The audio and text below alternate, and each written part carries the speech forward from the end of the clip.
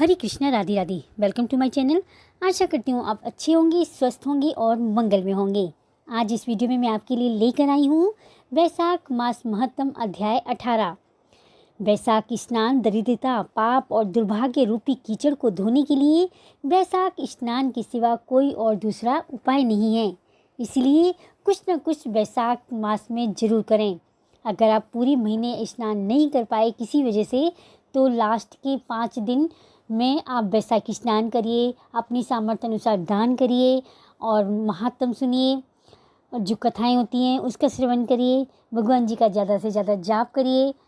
फिर देखिए आपको पूरे महीने का वैशाखी स्नान का फल प्राप्त होगा और जो आप चाहोगे वो इच्छा पूरी होगी। तो ऐसे ही वैशाख मास को खाली मत जाने देना, कुछ न कुछ जरूर करना।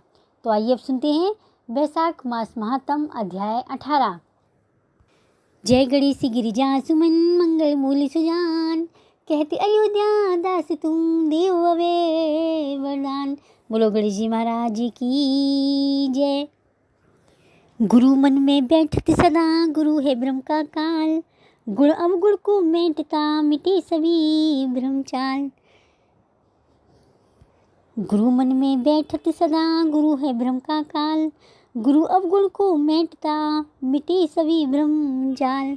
बोलो गुरु महाराज जी की जय, लक्ष्मी नारायण भगवान की जय, वैशाख के ठाकुर जी की जय। ब्रह्मा जी ने कहा, हे यम, इसमें आश्चर्य की क्या बात है? क्यों दुखी होते हो? सद्गुणों से ईर्ष्या करना मरण तक होता है। भगवान गोविंद को भाव से एक बार भी प्रणाम कर लिया जाए तो वह 100 अश्वमेघ यज्ञों के अवव्रत स्नान के समान होता है। यज्ञ करने वाला तो पुनः इस संसार में जन्म लेता है, परंतु भगवान को किया हुआ प्रणाम पूर्व जन्म हेतु नहीं बनता, मुक्ति की प्राप्ति करा देता है। जिसकी जीवा के अग्रभाग पर हरि ये 2 अक्षर विराजमान हैं, उसको कुरुक्षेत्र तीर्थ के सेवन अथवा सरस्वती नदी के जल में स्नान करने से क्या लेना है। जो मृत्यु काल में भगवान विष्णु का स्मरण करता है वह पाप राशि को त्याग कर भगवान विष्णु के सायुज्य को प्राप्त हो जाता है, क्योंकि भगवान विष्णु को अपना स्मरण बहुत ही प्रिय है। हे यमराज, इसी प्रकार वैशाख मास भगवान विष्णु को प्रिय है। इस माह के महत्तम को श्रवण करने मात्र से मनुष्य सब पापों से मुक्त हो जाता है। इस माह के धर्मों में, उसके अनुष्ठान में तत्पर रहने वाला मनुष्य यदि मुक्ति को प्राप्त हो तो उसके लिए क्या कहना है। वैशाख मास में भगवान पुरुषोत्तम के नाम और यश का गान किया जाता है, जिससे भगवान बहुत प्रसन्न होते हैं। पुरुषोत्तम श्री हरि संपूर्ण जगत के स्वामी हैं और हमारी जनक हैं। यह राजा कीर्तिमान वैशाख मास में उन्हीं भगवान के प्रिय धर्मों का अनुष्ठान करता है, जिससे प्रसन्नचित होकर भगवान विष्णु सदा उसकी सहायता में स्थित रहते हैं। भगवान वासुदेव के भक्तों का कभी अमंगल नहीं होता। उन्हें जन्म, मृत्यु, जरा और व्याधि का भय भी नहीं प्राप्त होता। कार्य में नियुक्त किया हुआ पुरुष यदि अपनी पूरी शक्ति लगाकर स्वामी के कार्य साधन को की चेष्टा करता है तो उतनी से ही वह कृतार्थ हो जाता है। यदि शक्ति के बाहर कार्य उपस्थित हो जाए तो स्वामी को उसकी सूचना दे, उतना कर देने से वह हर ऋणी हो जाता है और सुख का भागी होता है। जिसने उस प्रयोजन को स्वामी से निवेदित कर दिया है, उसके ऊपर ना तो कोई ऋण है और ना पातक ही लगता है। अपनी कर्तव्य पालन के लिए पूरा यत्न कर लेने पर प्राणी का कोई अपराध नहीं रहता। यह कार्य तुम्हारे लिए असंभव है, अतः इसके विषय में तुम्हें शोक नहीं करना चाहिए।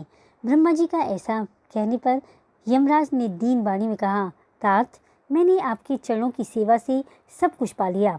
तब ब्रह्मा जी ने पुनः कहा और समझाते हुए कहा, धर्मराज, राजा कीर्तिमान विष्णु धर्म के पालन में तत्पर है। चलो हम लोग भगवान विष्णु के समीप चलें और उन्हें सब बात बताकर पीछे उनकी कथना अनुसार कार्य किया जाएगा। वे ही इस जगत के कर्ता, धर्म के रक्षक और नियामक हैं। इस प्रकार यमराज को आश्वासन देकर ब्रह्मा जी उनके साथ क्षीर सागर के तट पर गए। वहाँ उन्होंने सच्चिदानंद स्वरूप भगवान विष्णु का स्तवन किया और ब्रह्मा जी की स्तुति से संतुष्ट होकर भगवान विष्णु वहाँ प्रकट हुए। यमराज और ब्रह्मा जी ने तुरंत ही उनके चरणों में मस्तक झुकाया। तब भगवान महाविष्णु ने मेघ के समान गंभीर वाणी में उन दोनों से कहा, तुम लोग यहाँ क्यों आए हो? ब्रह्मा जी ने कहा, प्रभु, आपके श्रेष्ठ भक्त राजा कीर्तिमान की शासन काल में सब मनुष्य वैशाख धर्म के पालन में संलग्न हैं। आपके अविनाशी पद को प्राप्त हो रहे हैं। इससे यमपुरी सुनी हो गई है। उनके ऐसा करने पर भगवान विष्णु हंसते हुए बोले, मैं लक्ष्मी जी को त्याग दूंगा। अपने प्राण शरीर श्री वत्स, कौस्तुभ, मणि, वैजंतीमाला, श्वेत देव, वैकुंठ धाम और क्षीरसागर, शेषनाग तथा गरुण जी को भी त्याग छोड़ दूंगा, परंतु अपने भक्त का त्याग नहीं कर सकूंगा, जिन्होंने मेरे लिए सब भोगों को त्याग करके अपना जीवन तक मुझे सौंप दिया है, जो मुझ में मन लगाकर मेरे स्वरूप हो गए हैं। उन महाभाग भक्तों को मैं कैसे त्याग सकता हूँ? राजा कीर्तिमान को इस पृथ्वी पर मैंने 10,000 वर्षों की आयु दी है। उसमें से 8 वर्ष तो बीत गए। शेष आयु और बीत जाने पर उसे मेरा सायुज्य प्राप्त होगा। उसके बाद पृथ्वी पर बेन नामक दुष्ट आत्मा राजा होगा, जो संपूर्ण वेदोक्त महाधर्मों को लोप कर देगा। उस समय वैशाख मास के धर्म भी छिन्न भिन्न हो जाएंगे। बेन अपने ही पाप से भस्म हो जाएगा। तत्पश्चात मैं पृथु होकर पुनः सब धर्मों का प्रचार करूंगा। उस समय लोगों में वैशाख मास के धर्म को भी प्रसिद्ध करूंगा। सहस्त्रों मनुष्यों में कोई एक ऐसा होता है जो मुझ में अपने मन प्राण अर्जित करके अपना सर्वस्व मुझे समर्पित कर दे और मेरा भक्त हो जाए। जो ऐसा होता है वही मेरे धर्म का प्रचार करता है। इस वैशाख मास में से मैं भी वैशाख धर्म में तत्पर रहने वाले महात्मा पुरुषों और राजा के द्वारा समय अनुसार तुम्हारे लिए भाग दिलाऊंगा। लोक में जो कोई भी वैशाख स्नान व्रत करेंगे वे तुम्हें भाग देने वाले होंगे। उनकी वैशाख मास में बताए हुए महाधर्म के पालन में कुछ कभी विघ्न न उपस्थित करना। यमराज को इस प्रकार आश्वासन देकर भगवान विष्णु वहीं अंतर्ध्यान हो गए। ब्रह्मा जी भी अपने सेवकों के साथ सत्यलोक को चले गए। उनके बाद यमराज भी अपनी पुरी को पधारे। वैशाख मास की पूर्णिमा को पहले धर्मराज के उद्देश्य से जल भरा हुआ घड़ा, दही और अन्नदान दिया जाता है।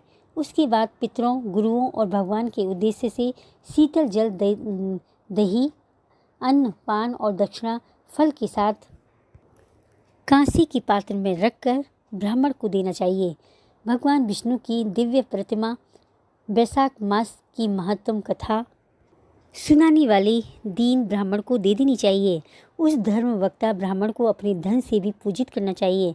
राजा कीर्तिमान ने सब कुछ उसी प्रकार किया। उन्होंने पृथ्वी पर मनवांछित भोग भोग कर शेष आयु पूर्ण होने के पश्चात पुत्र पौत्र आदि के साथ भी श्री विष्णु धाम को प्रस्थान हो गए। फिर वेन नाम का महानीच राजा हुआ। उसने सब धर्म और वैशाख धर्मों को लोप कर दिया। इसके बाद सब प्राणी इन धर्मों को करना भूल गए। इसी कारण वैशाख मास धर्म और प्रसिद्ध नहीं रहा। विष्णु भगवान के कोई विरले भक्त ही इन धर्मों को जानते हैं। मिथिलापति ने कहा, महामते दुरात्मा राजा बेन प्रथम। ये राजा इक्ष्वाकु कुलभूषण कीर्तिमान वैवस्त मनवंतर के व्यक्ति हैं। यह बात पहले मैंने आपके मुख से सुन रखी है, परंतु इस समय आपने अपनी ओर से बात कही है कि यह राजा जब वैकुंठवासी हो जाएंगे उसके बाद राजा वेन उत्पन्न होगा। मेरे इस संशय को आप निवृत्त कीजिए। श्रुति देव ने कहा, राजन, पुराणों में जो विषमता प्रतीत होती है वह युग वेद और कल्प वेद की व्यवस्था के अनुसार है। इसलिए कही कथा में समय की विपरीतता देख उसके अप्रामाणिक होने की आशंका नहीं करनी चाहिए। वैशाख महत्तम अध्याय 18 संपूर्णम। देखो, बस एक बात याद रखो, कलयुग केवल नाम आधारा, सुमिरि सुमिरि नर उतर ही पारा। इसलिए मन से भाव से हर पल हर क्षण सिर्फ नाम जाप करते रहें। हरे कृष्ण कृष्ण कृष्ण हरे हरे, हरे राम राम राम हरे हरे। हे श्री हरि, अगर महात्म अधूरा पड़ा हो तो पूरा करना, पूरा पड़ा हो तो मान रखना, कहने सुनने वाली सभी की मनोकामना पूर्ण करना। सिर्फ नाम जाप करते रहें, इसी से हमारा कल्याण हो सकता है और श्री हरि हमारे प्रसन्न हो जाएंगे माता लक्ष्मी जी के साथ। अपनी फ्रेंड्स में इस वीडियो को ज़्यादा से ज़्यादा शेयर करें। अपने शास्त्रों का प्रचार करना भी एक सेवा है, जिससे औरों का भी भला हो सके। ये इससे भी एक पुण्य मिलता है। इसलिए वीडियो अच्छी लगी हो तो लाइक करें, कमेंट करें। मीनूज़